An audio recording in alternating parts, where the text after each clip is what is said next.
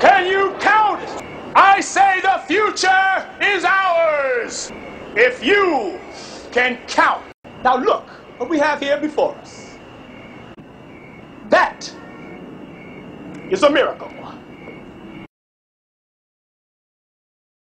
In an attempt to get the American people to understand their responsibility and what freeusamericans.org is all about, I'm going to read you a little dissertation on what the right to petition our government for redress of grievances is. In America, the right to petition our government for redress of grievances is the basis of our liberty.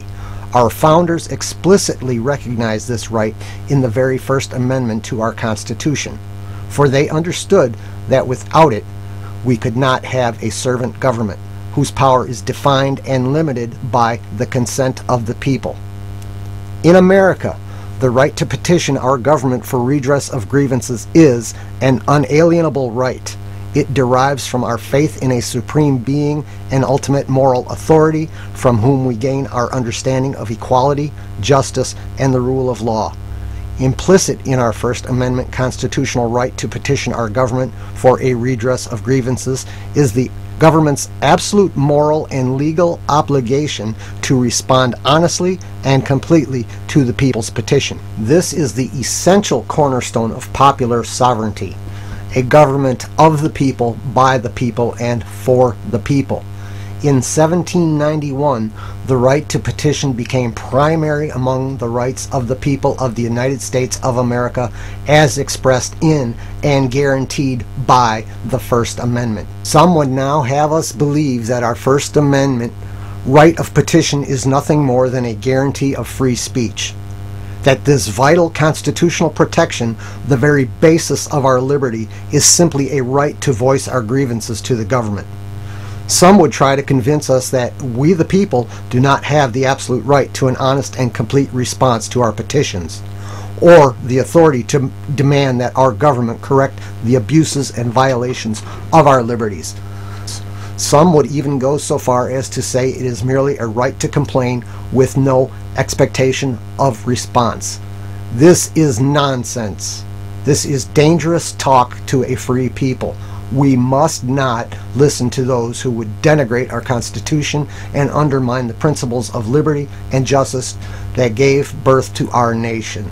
At best, they are imbeciles, and at worst, they are tyrants. We must guard against this nonsense. We must harden our hearts to these false notions that government is God.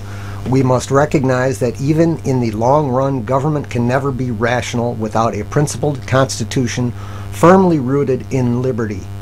Government has but one legitimate purpose: to serve and protect all of the people equally. Government is not God. It is our servant. It is accountable to the people. The right to petition for redress of grievances is the final protection, the final peaceful check and balance in our system of constitutional government, in which the government derives its limited powers from the consent of the sovereign people. This is the right in which publicly reveals and reiterates for all who is master and who is servant. The right to petition is the foundation of popular sovereignty, and is the direct vehicle for the peaceful, nonviolent resolution of matters involving errant government. This right is the procedural mechanism that enables the people to call any branch of their servant government before them. In America, there are only two things that stand between the people and government tyranny: our Constitution and our will as a free people to protect and defend it. These petitions are about us, we the people. They are proof of our resolve to correct our government's abusive and unlawful behavior.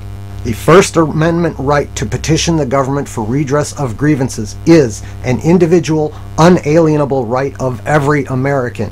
Our constitutional Republican form of government, with its attendant process of democratic representation, was designed to promote the will of the majority while, with equal force, securing the unalienable rights of individual Americans.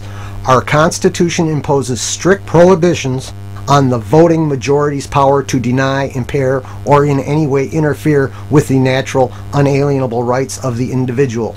As American citizens, we each have the lawful authority to directly petition our servant government for a redress of grievances concerning any violation of our unalienable rights, including those implicitly retained by the 9th and 10th Amendments. The right of the individual citizen to exercise this constitutional authority is not contingent upon nor conditioned on the popular support of the voting majority, nor is it subject to the arbitrary discretion of any elected or appointed government representatives. The individual right to petition for redress of grievances, along with every other provision of the First Amendment, is, per force, worthless absent the individual petitioner's ability to compel a truthful, accurate, timely, and complete response from the government. In summary, it cannot be credibly argued that representative democracy and the choice between two equally repugnant alternatives at the voting booth is somehow an effective substitute for the First Amendment's guarantee that every American has to directly petition his servant government for a redress of grievances and to get a timely, honest answer. If the people cannot enforce their rights against encroachment, we will end forever the chapter in human history when a people reigned sovereign and the chains of a written constitution limited and bound their government to their service. We are asking that our government obey the Constitution, which after all is a strongly worded set of principles to govern the government, not the people. By the terms and provisions of the Constitution, the people have not only formed their government and enabled the government to act in certain ways, they have purposely restricted and prohibited the government from acting in other ways. The nature of our resistance is clear. It is not an act of anarchy or rebellion. Rather, it is an act of resistance to a government that is violating the purposes for which the Creator, through the people and the Constitution, has ordained civil government. We are pro-Constitution and anti-fraud. Our defense of our home, family, property, and possessions is a most important point to us. It is our heritage. It is our right. Our political leaders know that our cause is just. They know that we, the people, struggle for that freedom to which all men are entitled. That we struggle against oppression, seizure, plunder, extortion, and more than savage barbarity. It is to oppose the invasions of usurped power. We will bravely suffer present hardships and face future dangers to secure the rights of humanity and the blessings of freedom for generations yet unborn. It is our obligation as responsible citizens of this country to set a proper value upon and to defend to the utmost our just rights and the blessings of life and liberty.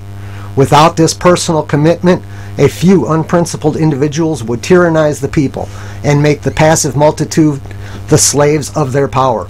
Thus, it is that civil action is not only justifiable, but an indispensable duty to correct these wrongs.